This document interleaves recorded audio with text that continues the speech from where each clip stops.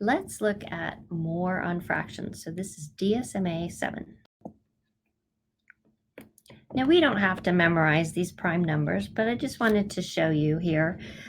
This is a table of all the numbers from 1 to 100, but in purple are the prime numbers. Prime numbers are numbers that can only be multiplied times 1 to get back to that number. In other words, if you look at 4, 4 can be 1 times 4, or it can be 2 times 2, right? 6 can be 1 times 6, or it can be 2 times 3. For a prime number, you don't have any other multiples. So let's look at 7. 7 has 1 times 7, but that's it. There aren't any other numbers that you can multiply and get to 7. That's what all these purple numbers are. They're called prime numbers. So when we start factoring numbers down, we want to get down to all of the prime numbers. So this probably looks familiar. You've probably learned how to use a factoring tree to get down to the prime numbers. We're not going to do a lot of this, but we just wanted to kind of review here. So with 60, we could, there's lots of multiples of 60, but one is 6 times 10. Okay, that makes sense. 6 times 10 gives me 60. Then if I break down 6, 6 is 2 times 3, 10 is 2 times 5, and those are prime numbers. Each of those numbers cannot be broken down any further. We only have multiples of 1 times that number. And therefore, for the factors, we have 2 times 2 times 3 times 5 would get us back to the 60. Sometimes we do use exponents, and so since there were 2 2's, we could say 2 squared. Now, I learned to do a tree like we have on the right here. I just start dividing by 2 until I can't anymore. So 60 divided by 2 gives me 30. 30 divided by 2 gives me 15. Well, 15 is not divisible by 2, so I'm going to go to the next prime number, and so that would be 3. Well, if I divide by 3, I get 5. And 3 and 5 are both prime numbers. I can only multiply 1 times 3 to get to 3 and 1 times 5 to get to 5. It's just a little more organized way to get your prime factors. Okay, so let's try a couple more. We're going to start with 24, and I'm going to do that where I divide by 2. If you have another way, that's great. So this one's divisible by 2. That would give me 12. 12 is divisible by 2, gives me 6. 6 is divisible by 2, that gives me 3. Now I have all prime numbers. 3 is not, I can't divide 3 out any further. So what I have is 2 times 2 times 2 times 3.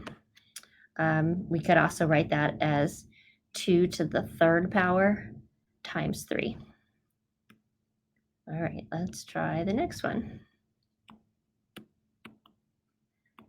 All right, if I divide by 2, I get 125. Okay, so I can't divide by 2 anymore. I can check 3.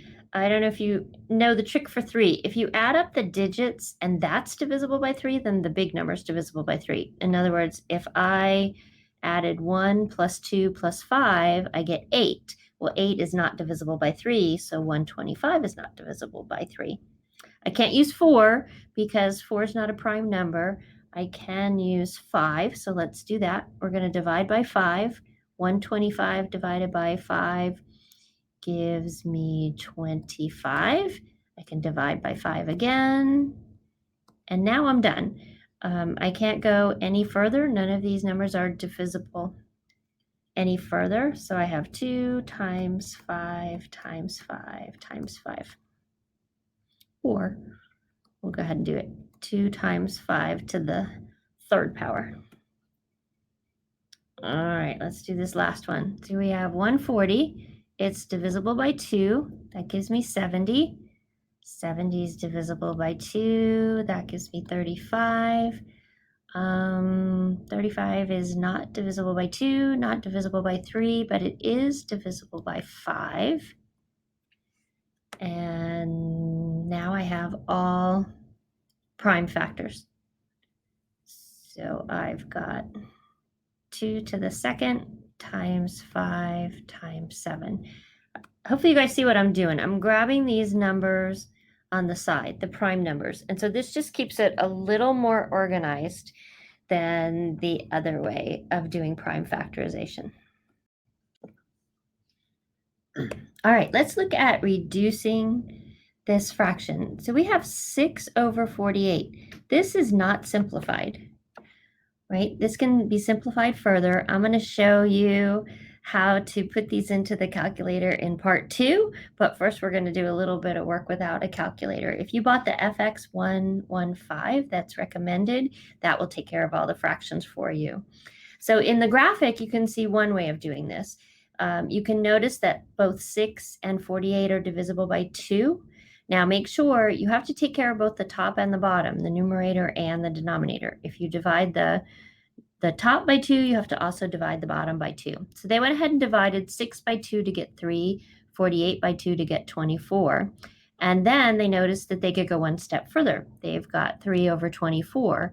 So of course 3 is divisible by 3 and 24 is also divisible by 3.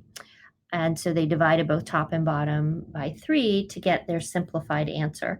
Now I'm going to show you another way. What we can do is look at the prime factors. So let's look at 6. Well, 6 is just 2 times 3.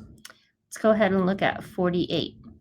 So for 48, whoops, it's supposed to be a 2. We have a lot going on with 48, lots of 2's. Okay, so let's go ahead and write these as prime factors. We have 2 times 3 on top. On the bottom, we have 2 times 2 times 2 times 2 times 3. Right? What we can do is divide out both top and bottom, as long as we have all multiplication. So here we have 2 over 2 is 1. 3 over 3 is 1. And then the rest we have to leave there. So on top, be careful, when you divide 2 by 2, you don't get 0, you get 1. When you divide 3 by 3, you get 1. So on top we have 1. On the bottom we have 2 times 2 times 2, which gets us 8. So that gets us to the same answer as the graphic. So either way you like to do this, of course, depends on how big the numbers are. And we're going to get in the Casio here soon.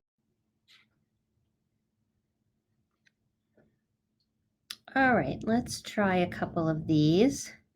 So this first one, if I go ahead and break those up, 15 is 3 times 5. Let's look at 24. So 24 would be 2 times 2 times 2 times 3. If you go ahead and do the prime factorization tree. So it looks like the only thing we can divide out is 3 over 3, which gives us 1. And so now we're left with 5 over 2 times 2 times 2, which is 8. And so that is as simplified as that fraction can be. All right, let's look at the next one. So we've got 20. We can see right away that both of those are divisible by 10. That's probably your best bet, right? Because there's zeros on the end. And then there's nothing else we can do here because we have 2 and then 9 is 3 times 3. So there's nothing else that we can reduce, and therefore that's it. All right, then we have 6 over 36. So if you did your prime factorization, you would get 2 times 3 on the top.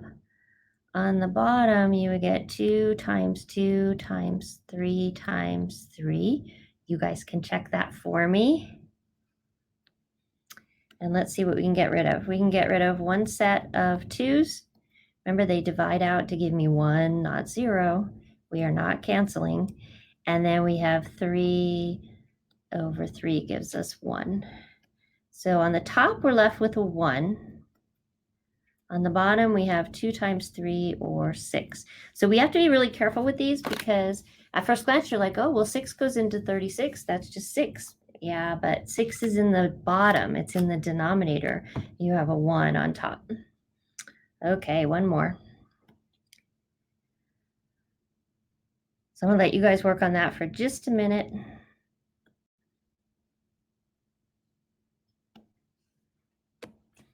Okay, so that last one, if you do your prime factorization, you have 2 times 2 times 3 on the top. You have 2 times 2 times 2 times 5 on the bottom. So looks like we can divide out 2 sets of 2, right? 2 over 2 gives me 1, 2 over 2 gives me 1, and that leaves me with 3 over 10. And so that is as simplified as that fraction is going to get. All right, so with fractions, multiplying and dividing is really easy, except you do have to simplify at the end if necessary. It's the adding and subtracting that gets tricky, and that's why we're going to use our Casio. So with multiplying, all we're going to do is multiply straight across. You can go ahead and simplify as you go along, or you can wait till the end. So this graphic shows us waiting to the end. So with this one, we're going to multiply the numerators on top. 2 times 3 is 6. Multiply the denominators on the bottom. 5 times 4 is 20. And then once you get this 6 over 20, you have to check and see if you can reduce. Well, 6 and 20 are both even numbers. So if I divide both of those by 2, I would get 3 over 10. Or you can do your prime factorization. Okay, so my numbers are going to get really big if I multiply straight across. So what I'm going to show you how to do, and again, we're going to use our Casio in a few minutes, is go ahead and do my prime factors. So on top, I would have 3 times 2 times 2 times 2, right? 8 is 2 times 2 times 2.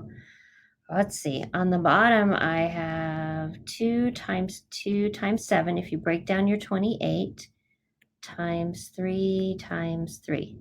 All right, hopefully I did that right. 14 times 2 is 28. 3 times 3 is 9. All right, so now I can go ahead and divide. So let's see, I have a 3 on top and a 3 on bottom. You can only do one set at a time. You've got 2 over 2, 2 over 2, and that looks like that's it. So now on top, I have 1 times 1 times 1 times 2. On the bottom, I have 7 times 3. That way, I simplified along the way, and I did not multiply 28 times 9 and then try to find the prime factorization of that large number. All right. So you've probably learned to not do that whole prime factorization. That's okay if you learn that. You might notice, only because this is multiplication, I can do this. You might notice that 8 and 12 are both divisible by 4. So I can go ahead and do that. If I divide 12 by 4, I get 3. If I divide 8 by 4, I get 2. Now I have nothing in common. I have 3 times 5 on the top. I have 11 times 2 on the bottom. There are no numbers that are in common to both top and bottom, so I can go ahead and multiply across. So if you learned how to do it that way, that's terrific. Or you can use your prime factors, or you can use your calculator. Let's move on to part 2.